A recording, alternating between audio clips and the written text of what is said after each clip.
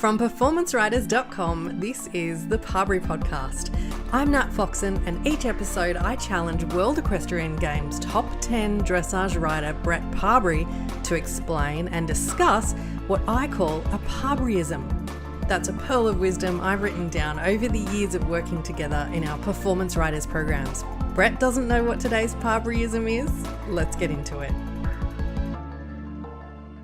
Okay, Brett, here we go. Another Parbery Podcast episode. And are you ready for today's Parberyism? Yes, let me have it. Today's Parberyism is, I'd prefer to see a well-ridden palomino pony than a badly trained, fancy imported warm blood any day. Oh, God. Here we go. Why'd you say, oh, God? You feel like you're going to say something controversial? I mean, okay, you know, everyone goes ooh and ah and oh wow about the big fancy moving dressage horse, and of course those horses are impressive as athletes, athletic, often young, but the whole thing that comment is around is that. Training. Dressage is based off training, and the fancy moving horse doesn't always, you can't see much about the trainability in that horse at that young sort of age, when they're flying around, knees up and flying. The trainability, the way in which they're going to collect, the way in which the rider and the coach or whatever, the trainer puts in the half halt, and the way the half halt develops collection, and the fact that dressage is all about collection as you go up the levels. So, what I sort of say there is a beautifully ridden palomino pony. No disrespect to the palomino ponies out there, but I'm just trying to say that a well-ridden horse that's not as fancy but beautifully ridden, meaning really through, really straight, really balanced, in front of the leg, riders sitting beautifully, and the riders putting that horse back on their hind leg, each time they need to, balancing the horse back and putting the horse through gymnastic exercises to develop collection. I'd prefer sit and watch that all day than a big, specky, or I say big, could be anything, could be small, but a specky, athletic athlete flying around with the rider just hanging off them and really not doing much to do with dressage at all, doing more to do with stallion shows or auction riding or low-level young horse riding, which requires no training, not much training involved in that. So that's what that's all about. I feel like you're entering your no filter era. And I'm loving it. I'm here for it. I don't know if this is the format for no filter. Yeah. But, look, I guess it happens when you get older, doesn't it? You get to see more. You've seen more. Sure. You've also, at the end of the day, you don't want to see other people make the same mistakes that I've made or other people have made. Yeah. You hope that as we go through the generations, we get smarter and smarter and we identify things quicker. So, let's go back to that young horse that's flying around with the knees up and everything. Now, what you can see is the obvious things, right? The horse is an athletic mover. It trots really well. It canters really well. The horse walks really well. That's obvious. What the job is about this, training the dressage horse is now how do we take all those weaknesses and then develop them at the same time. And they're oftentimes the things that aren't obvious. So, can the horse trot smaller? Can the horse handle just standing on the bit with its feet still and halt? Can the horse walk and be adjusted in walk? And can the horse's brain just slow down and accept the aids?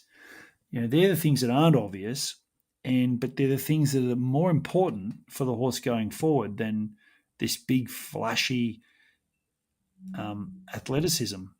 Certainly towards Grand Prix. If someone's just wanting to win stuff, lower level stuff, and get lots of accolades on the way through that, they'll do that. But going towards Grand Prix, there's not saying that horse is not going to be a good Grand Prix horse. I'm just saying that without attention to those things that aren't as obvious, you're not giving yourself much of a chance of getting it there. And I think also this comes down to more broadly what we value in the sport, you know, and what do we want that to be? Do we want it to be kind of what it is now, which is, oh my God, amazing horse, what's the breeding, etc.? Or do we want it to be about the skill and horsemanship of the rider? Like, do we want it to be about the training? I think, I wouldn't say now is particularly, I think we've been that way for quite a while. I mean, there's, I think as long as I've been doing it, which is coming on to 27 years now, we've always been really amazed by these really spectacular moving horses. Now, of course, that is the product of breeding, genetics, and the breeders are breeding for a market. So once upon a time, the horses moving with a lot more scope and a lot more expression was done through training and collection and good training. And then, of course, the breeders cottoned onto the fact that if we could breed the horse to look like it trots like that, and have it trotting like that as a foal or a 2-year-old, we'll sell the horses quicker. So, because not many people want to go and watch a horse trot around small, because you can't really see into the horse either and see, could I build this trot into something bigger? No one's really impressed by a horse trotting around small, and we all want to see what kind of looks like the future.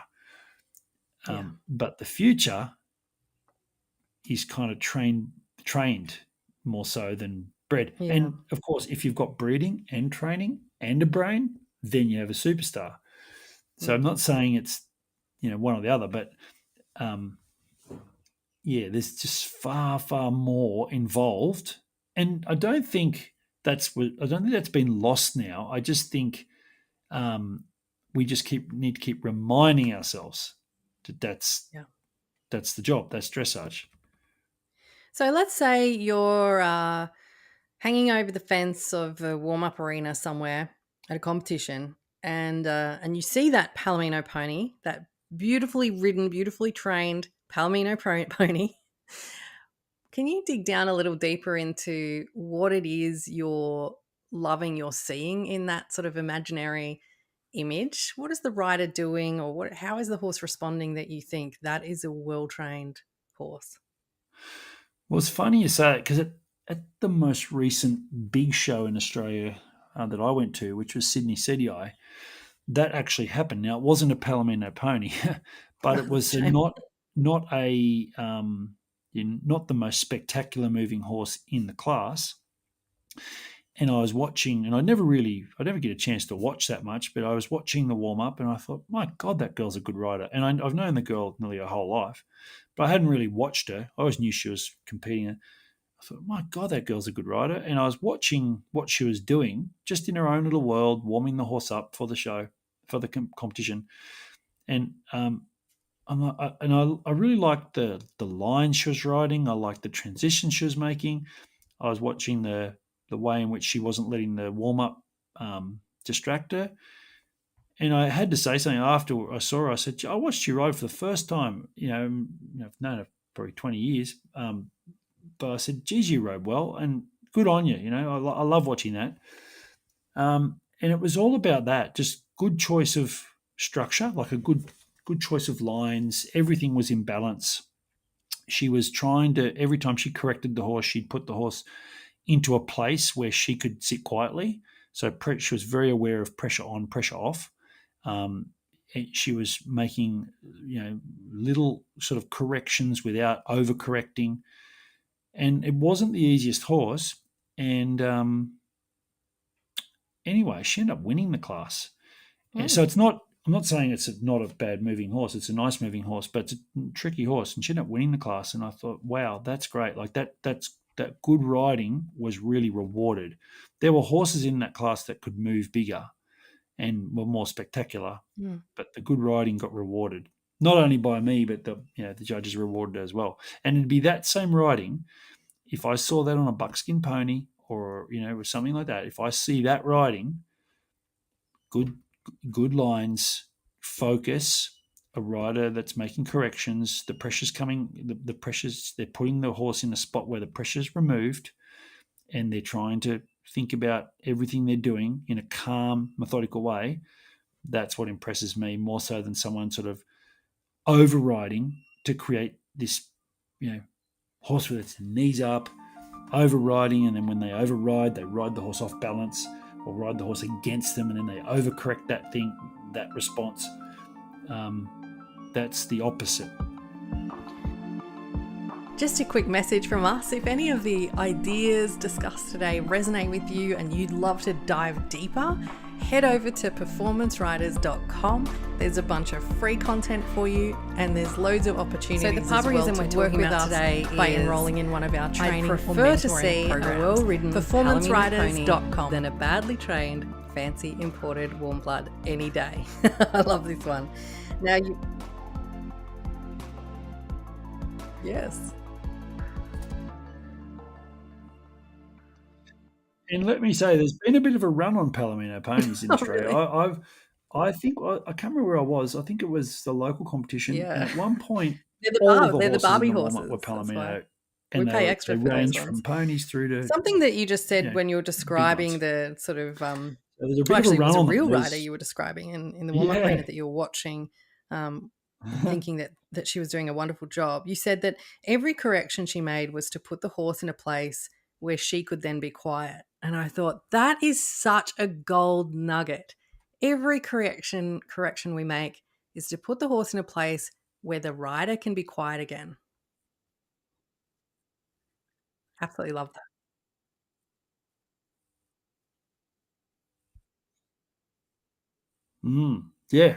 Yeah. And that's how you try to achieve harmony, what the magic harmony we're all looking to achieve.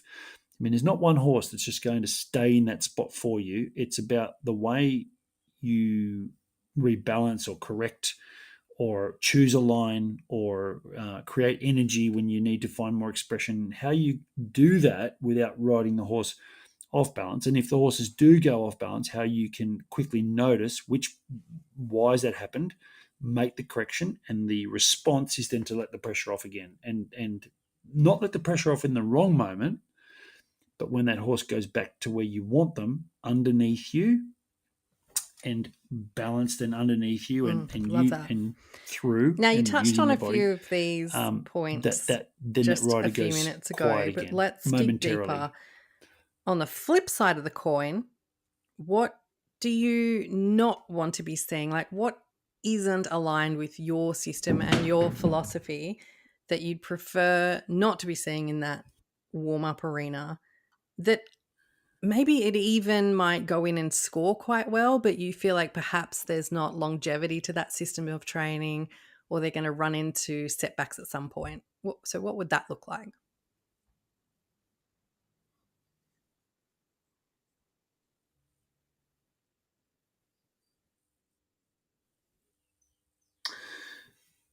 I'll just say at the start of this that here in Australia, like, I think the horsemanship's quite good. Like, I do, we might not be producing, world-winning gold medal Grand Prix horses, but the horsemanship at a general level is actually pretty good. The people get it. But of course, trying to win competitions brings out, you're trying to find something extra for your horse. So what I don't like watching is pretty much what I said there, that when the horse is trying its hardest, that the aids stay on, that, like, for example, if the horse is trotting like hell and, the riders had to sort of spice them up to do that that the rider is then holding that horse in that spot by either keeping their legs sort of on and pushing and holding the front, and there's no release, so the horse can't really sort of, it's not anymore. There's no incentive for the horse to want to keep doing this because the rider's just going to keep holding them and keep pushing them. That will take you nowhere. Certainly, it'll win you some ribbons low down the sport when training is at a minimum. But the higher you go up the levels, the less that strategy will help you. So that's, the rider is trying to just keep all the pressure on to keep this happening. Then also a rider who is using up all of their capacity to hold that horse together and then not thinking about transitions, not thinking about lines, the lines, because a line, we say a line, let's say a diagonal or a circle or a center line or a quarter line. The line is like a tightrope, and you want to keep the horse as balanced as you possibly can on that tightrope so the horse can actually start to let themselves go and not feel like they're scrambling for their life around the circle or whatever. And with that comes more resistances. So, the rider that is very measured about, I'm riding this line now, and now I'm getting the balance, and now I'm disappearing. And then, oops, I need more energy. And momentarily that horse might over-respond, but then the rider rewards the horse for the over-response, and then in the next few steps, they put the horse back under them on the line and balanced and leave them alone again. So not saying you have to make it look perfect all the time, but it's noticing, like, when you need to make a correction, then making the correction, either rewarding or repeating the response you're after, and then taking that response, putting it back into kind of that combination of age you're looking for, and then disappearing and letting the horse realize, this is now pressure off. And then the horse makes another mistake. Okay, now I correct you again. And either the horse goes back into where you want or they don't. And then you have to work on getting a response. And when you get a response, the whole process goes like that. And that's a slowed down version of that process you're So doing thinking all about the time, this topic, all the time. do And you the better they get at ever it, the more you can sit advise a still, rider and the who, more you can keep quiet, and the more you is can make little ambitious and corrections. wants to go and buy the fancy imported warm blood? Do you ever advise them, actually, maybe that is not the horse for you right now, that we need to work on your skills and ability more on another type of horse before you get that horse? Or what's your thoughts there?